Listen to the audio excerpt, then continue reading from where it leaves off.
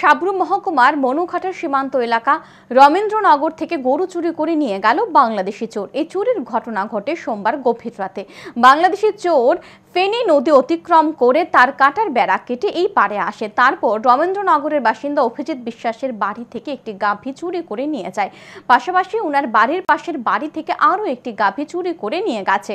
তার কাটার বেড়া কেটে বাংলাদেশি চোর এই গাভী চুরি করে নিয়ে গেছে।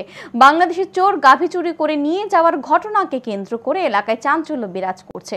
পাশাপাশি বিএসএফ এর ভূমিকা নিয়ে জনমনে প্রশ্ন দেখা দিয়েছে।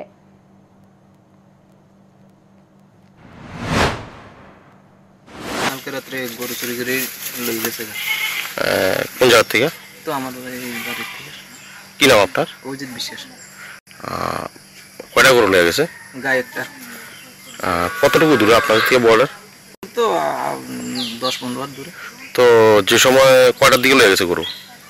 ভোর 3টা বা 4টার দিকে।